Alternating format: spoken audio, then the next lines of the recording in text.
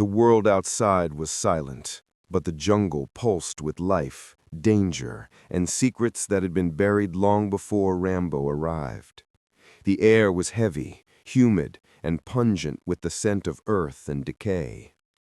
Every step he took through the undergrowth was deliberate, controlled, precise, a testament to decades of survival instincts honed in wars that never truly ended. He moved not as a hunter, but as a shadow, a presence that belonged to the jungle as much as it belonged to the ghosts of his past. Years had attempted to soften him, to isolate him in a semblance of peace along the riverbank in Thailand. Yet the weight of injustice had a way of finding him no matter how far he ran. The river, wide and slow-moving, mirrored the sky, but hid currents capable of dragging the unwary into death. Rambo guided the small boat with hands that had known both creation and destruction, his eyes scanning the edges of the forest, noting every disturbance, every hint of movement. Life in these remote territories was a fragile thing. The villagers and missionaries who traveled through them carried hope like a fragile flame, unaware that the world they sought to cross had long forgotten mercy. And inevitably, that hope collided with Rambo's existence, a life defined by the cost of human cruelty and the persistence of survival. The journey upstream was tense from the start. Every fallen tree, every rustle of leaves, every bird flight seemed amplified, a warning that danger could arrive without notice. Rambo's senses operated at a level beyond ordinary men. Instinct guided him as surely as sight and sound. He noted patterns, footprints pressed into mud, broken branches, faint signs of labor or struggle. These were markers of human presence, of the forces that sought to control, destroy, and dominate with ruthless precision. The missionaries moved silently behind him, trusting him without fully understanding the storm that had molded him. As they penetrated deeper, the jungle transformed. Shadows thickened, sounds multiplied. Even the river became treacherous, shifting with undercurrents and hidden debris capable of capsizing a small boat in seconds. Each mile carried them closer to the oppressive hand of Burmese forces, whose reputation for cruelty was whispered in every village along the borders. Rambo felt the weight of history pressing against him, the echoes of past wars aligning with the reality before him. He was no stranger to fear, but this was different. This was the calculated cruelty of men who preyed on the helpless for sport, for dominance, and for survival in their own savage hierarchy. Suddenly, signs of ambush appeared. Mud disturbed along the riverbank, impressions of boots in triangular formations, remnants of sharpened stakes barely visible through the brush. Rambo halted the boat with silent precision, letting the current drift them past. He crouched low, observing, waiting, calculating. His mind replayed every similar scenario from his past, every guerrilla engagement, every sudden firefight, every moment when a split-second decision determined life or death. The mercenaries and missionaries behind him sensed the tension, though they could not comprehend the level of awareness operating in the man who led them. The first clash was sudden. A volley of gunfire erupted from the shadows, followed by explosions that shattered the serenity of the river and jungle alike. Trees shook, birds scattered. Innocent debris became deadly projectiles. Men fell instantly. Chaos enveloped the group as they tried to take cover. Rambo moved like the wind, precise and lethal, using branches, rocks, and the contours of the terrain as shields and weapons. Every enemy he neutralized was removed without hesitation, with efficiency born from decades of combat. The mercenaries struggled to maintain cohesion, many injured, some panicked. Rambo's presence dominated the battlefield even in silence. Each movement, each strike was controlled, deliberate, and with a singular focus: protect the innocent, eliminate the threat. The jungle seemed to bend around him, accommodating his path with shadows that hid his movements and sounds that masked his approach. For a fleeting moment, the river itself seemed to whisper approval, carrying the weight of centuries of survival in its currents. As dawn approached, the group reached a devastated village.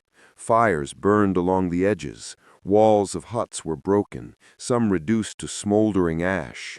Survivors huddled silently, haunted by the violence that had swept through during the night. The missionaries tended to the wounded, but Rambo's attention was drawn to signs of meticulous cruelty.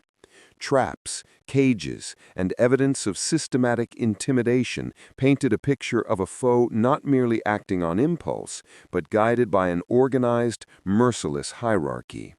This was not a battle. It was genocide under the guise of military order. Rambo moved silently through the village, noting escape routes, potential ambush points, and the faint trails left by those who had been captured. His memory acted as both map and warning. Every similar scene from his past was recalled in vivid detail. The screams, the smell of blood, the helplessness of innocence.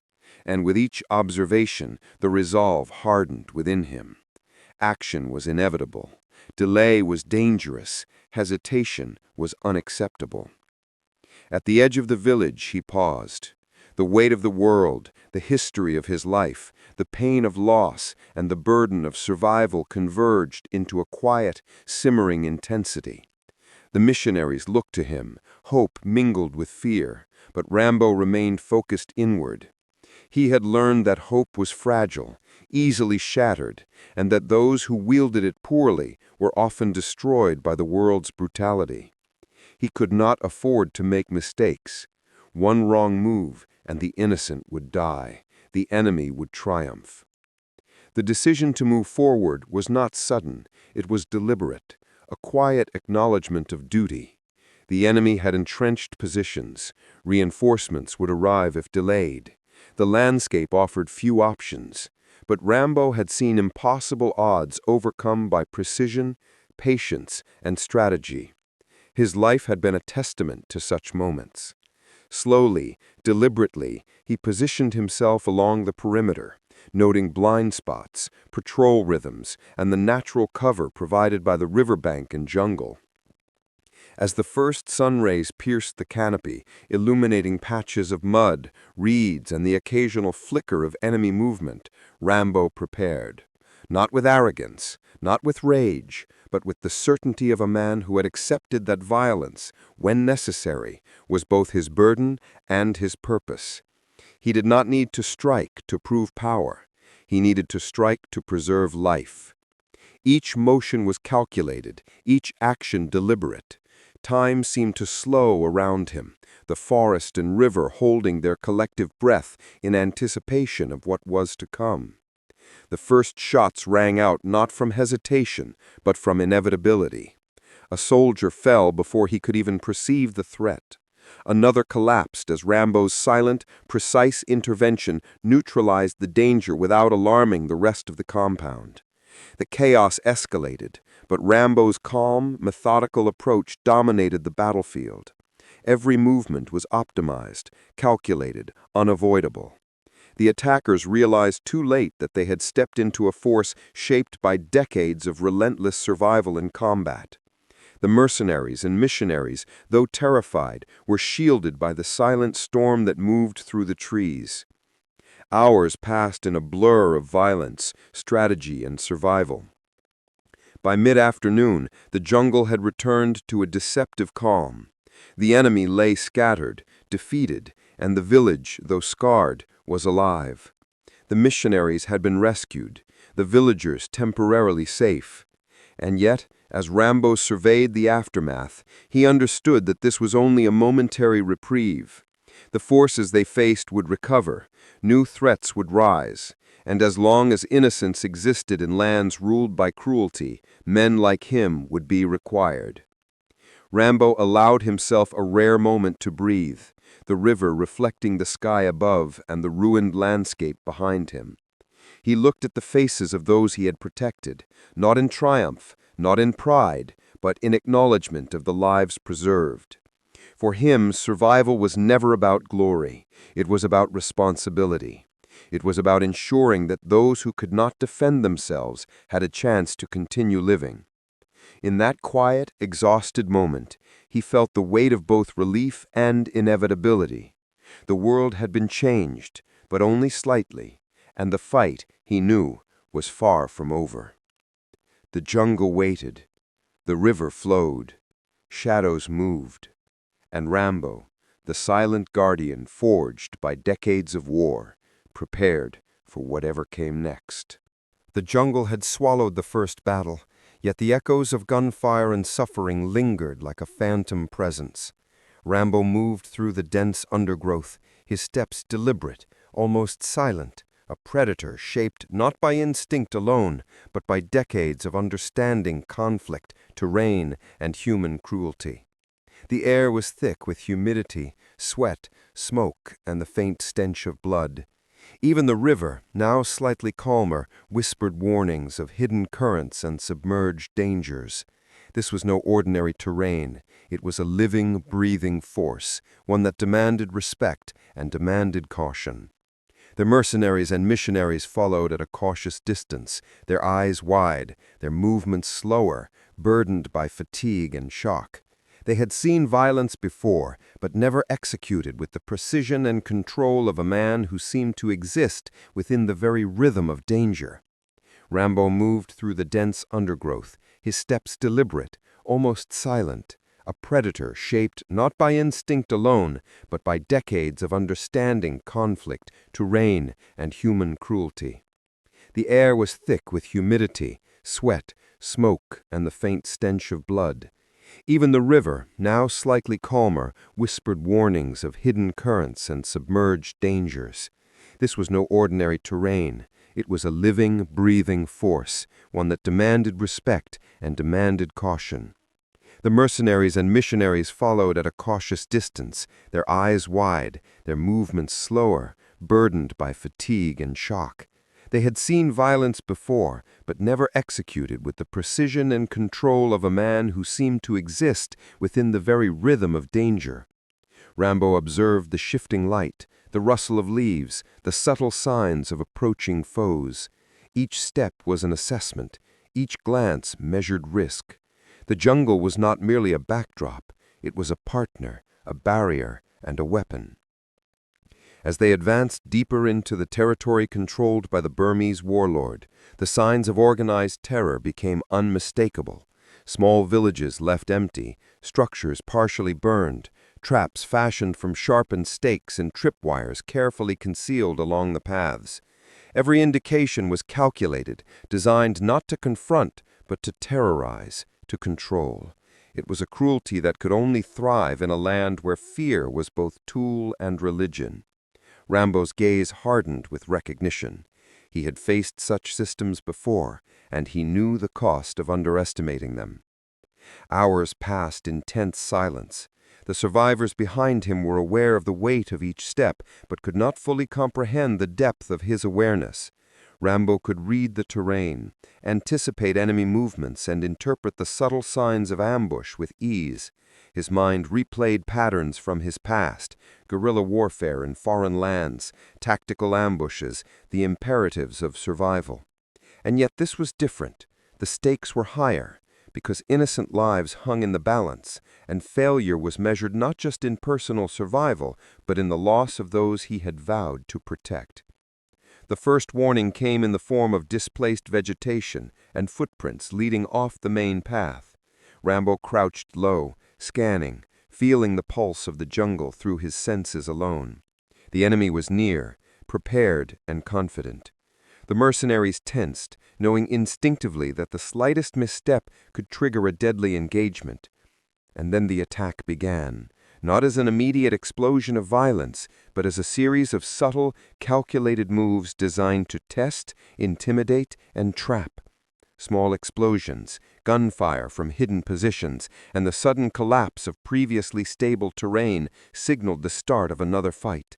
Rambo moved like water. Every motion was calculated, every strike purposeful. His body became a weapon, every limb an instrument of precision and lethality. Soldiers fell silently, swiftly, without giving the others time to react. He did not kill in rage, nor for glory. He neutralized threats efficiently, with the cold calculus of necessity. The mercenaries tried to keep pace, but faltered under the jungle's oppressive constraints and the enemy's discipline. Rambo's control over the battlefield became absolute, a combination of experience, instinct, and an intimate understanding of the terrain. By midday, the group reached the edge of a fortified compound, partially hidden among dense foliage. The river twisted nearby, reflecting sunlight that broke through the canopy. Inside the compound, Rambo observed, noting patrol patterns, guard placements, and makeshift barricades designed to protect captives and valuable assets. Each observation was logged silently in his mind, forming the blueprint of a plan that would require patience, precision, and complete coordination. He positioned himself strategically along the perimeter, ensuring natural cover from trees, underbrush, and the irregular landscape. Every patrol had a rhythm, every guard a blind spot, and Rambo exploited them all with surgical attention. The mercenaries behind him understood only fragments of the strategy, relying entirely on his intuition and experience. They had entered a world where brute force alone could not guarantee success. Subtlety, timing, and stealth were paramount. As the sun dipped toward the horizon, shadows lengthened, offering cover for the final phase of the operation. Rambo surveyed the prisoners, noting signs of fatigue, fear, and resilience. The warlord's soldiers had maintained a strict regimen of intimidation, keeping captives physically and mentally exhausted. Every detail mattered. Every observation could determine the outcome of the rescue. With the first nightfall, Rambo initiated movement. Silent, deliberate, he navigated the terrain with a grace that belied the violence he would soon unleash. The mercenaries followed under his guidance, careful to mirror his control of sound, movement, and positioning. Each step closer to the compound carried the weight of imminent confrontation. The jungle itself seemed to pulse with tension, holding its breath in anticipation. The initial infiltration was flawless. Rambo's assessment of the terrain proved accurate. Hidden gaps in the perimeter allowed access without immediate detection. Once inside, the operation shifted from reconnaissance to action. Guards were neutralized with precise efficiency, and captives were freed, guided through the safest paths. The mercenaries moved in tandem, though clearly relying on Rambo's leadership to maintain composure and direction. Violence escalated as the warlord's reinforcements realized the attack was underway. The sound of gunfire, explosions, and shouted commands punctuated the jungle, a chaotic symphony of destruction and survival. Rambo moved with controlled intensity, neutralizing threats and directing survivors toward safety. The mercenaries were overwhelmed at times, but Rambo's presence and methodical approach kept the operation coordinated and focused. Hours passed as the battle raged. By midnight, the compound was in flames, enemy forces scattered, and the prisoners escorted safely toward temporary refuge. The river became the escape route, carrying survivors and wounded through treacherous currents and submerged debris. Rambo maintained his position, ensuring all moved safely, observing the shifting battlefield with vigilance and strategic foresight. When dawn broke, the aftermath of the conflict revealed the full scale of destruction. The compound lay in ruins, scorched earth marking the intensity of the confrontation. Survivors emerged, weary, traumatized, but alive. Rambo allowed a rare moment of stillness, surveying the scene with somber reflection. Lives had been saved, enemies neutralized, but the jungle's unforgiving nature reminded him that safety was temporary, fragile, and fleeting. As the group moved deeper into temporary sanctuary, Rambo's focus never wavered. He understood the long-term implications of their actions. The warlord would retaliate. The jungle still held dangers. Innocence would remain at risk. But he had succeeded in a mission that would have seemed impossible to any ordinary man. His presence had tilted the scales, however briefly, in favor of the helpless. Rambo's internal struggle remained as potent as ever, the tension between violence and peace, duty and desire for isolation, rage and compassion pressed against him constantly. But for the first time in years, there was clarity and purpose. Protect the innocent, confront evil decisively, and survive to fight another day. The river's current carried them away from immediate danger, but Rambo knew the true fight was never confined to a single night, a single compound, or a single battle. It was a lifelong endeavor, a responsibility he could neither abandon nor ignore. The jungle fell silent again, but the storm of conflict, the scars of war, and the echoes of human cruelty remained within it. Rambo, as always, walked within it, unseen, unstoppable, a guardian forged by years of relentless survival and the uncompromising demand of justice. The dawn broke slowly over the jungle, filtering through the dense canopy and shards of muted light. Rambo moved with careful precision, navigating the fractured terrain with the quiet confidence of a man who had spent his life walking through danger. The compound lay behind him, reduced to smoldering ruins, its walls and fortifications consumed by fire and destruction. Yet the battle was far from over. Each action he had taken, each life he had protected, had rippled outward into a world governed by cruelty and fear.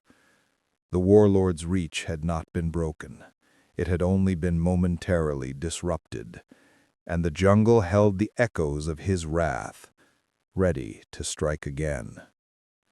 The survivors, guided by Rambo's steady hand, moved along the river that had become both sanctuary and trap.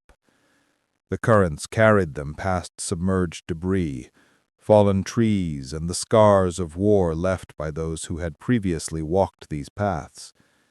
For the villagers and missionaries, each ripple in the water seemed magnified, each shadow a threat, each sound amplified in terror. But Rambo's presence offered more than protection. It offered assurance that someone who understood the full extent of the danger was watching, calculating, and prepared to act with decisive precision. Rambo's mind, however, was not focused solely on survival. The jungle had tested him, and he had responded with lethal efficiency, but the weight of every life touched, every death witnessed, pressed heavily on him. He remembered every face, every scream, every subtle sign of hope extinguished or preserved. In his lifetime, he had walked through war zones where victory had no meaning beyond temporary survival. Now, even as he led the survivors away from immediate danger, he understood that victory was always a fleeting concept in a world built on fear and violence. The group moved toward temporary refuge. Signs of impending retaliation became apparent. Footprints marked the edges of the riverbank, not random but strategic, indicating the approach of forces seeking retribution. Rambo paused, crouched low in the dense foliage, observing, calculating, predicting. The warlord's soldiers had not yet fully realized the scale of the disruption, but they would arrive with focused intent. And when they did, Rambo knew the jungle itself would become the battlefield once more. By mid-morning, the survivors reached a remote village, hidden from the immediate reach of the Burmese army. Fires had been extinguished, structures partially rebuilt, and the villagers began to tend to wounds and losses. Yet the air remained tense, charged with the anticipation of further conflict. Rambo observed from a distance, ensuring the safety of the group, while simultaneously preparing for the possibility that the enemy would attempt a counterattack. His eyes scanned the tree line, noting patterns, weak points, and potential strategies. The calm was temporary. vigilance remained essential. The night brought shadows and movement, as Rambo anticipated the inevitable return of hostile forces. Using the terrain to his advantage, he positioned himself strategically, integrating natural cover with a deep understanding of human behavior. The first movement came silently, figures slipping through the underbrush, attempting stealth, but unaware of the presence observing every step. Rambo's reaction was precise and unhurried, neutralizing threats before they could alert others. Each action was efficient, lethal, and measured, leaving no trace of chaos beyond the necessary. As the hours passed, the survivors continued to heal, but the emotional toll was evident. Children trembled at sudden noises. Villagers avoided previously familiar paths, and the missionaries' efforts to maintain calm were met with quiet desperation. Rambo understood the psychological landscape as clearly as the physical one. Trauma lingered like a shadow, and the cost of violence extended far beyond immediate death. In his mind, each calculated move was aimed not only at survival, but on minimizing further suffering. A balance between justice and mercy in a world often devoid of both. The final confrontation came as the sun reached its zenith. The warlord's forces, now aware of the disruption, moved in coordinated formation, attempting to encircle the village. Rambo anticipated each maneuver, exploiting terrain, sound, and light to remain unseen until the precise moment of intervention. The battle was swift, controlled, and devastating. Each enemy neutralized before they could fully react, each path to the village defended with lethal precision. The survivors, shielded by his presence, observed the unfolding chaos, understanding only fragments of the orchestration behind their safety. By afternoon, the battlefield had been decisively won. The warlord's army scattered, unable to anticipate or counter Rambo's strategy. The village, though scarred, remained intact, and the captives were secured. For the first time in decades, Rambo allowed himself a moment of pause. Standing at the riverbank, surveying the landscape. Fires smoldered behind him, debris floated in the current, and the jungle seemed to exhale, as if acknowledging the temporary equilibrium he had restored. The journey home began at last. Rambo led the survivors through safer paths, utilizing the knowledge gained from the conflict to avoid potential ambushes and traps. Each step forward was measured, deliberate, ensuring no unnecessary risk. The river, which had been both a barrier and a guide, now carried them toward distant safety. Along the way, Rambo's mind reflected on the lessons of survival, justice, and responsibility. Violence had been necessary, but it was never desired. Protection had come at the cost of confrontation, yet it reaffirmed the principle that courage in the face of cruelty was essential for the preservation of life. At the edge of the forest, as the survivors reached relative safety, Rambo paused once more. The jungle behind him held memories, scars, and echoes of battle, but it also represented the inescapable reality of his existence. He had survived countless wars, countless battles, and countless moral challenges. The world remained a place of danger and injustice, but in that moment, he had restored balance for those who could not defend themselves. The river carried the survivors away, their lives preserved through his skill, experience, and unyielding resolve. Rambo stood alone at the forest's edge, the sun high above, the wind stirring the trees. His body bore the marks of battle, his mind heavy with the weight of human suffering, but his purpose remained clear. The world demanded guardians, and he had answered. The jungle, silent once more, seemed to acknowledge his presence, a fleeting peace in a life defined by conflict. And as he prepared to leave, the path ahead remained uncertain, yet Rambo's resolve was unwavering. He would continue, as he always had, moving through shadows, protecting the helpless, confronting evil wherever it arose, and carrying the burden of a soldier who understood that true victory was measured not in triumph, but in the lives preserved along the way. The journey continued. The jungle waited. And John Rambo, silent, unstoppable, and resolute, moved forward, ready for whatever challenges lay ahead.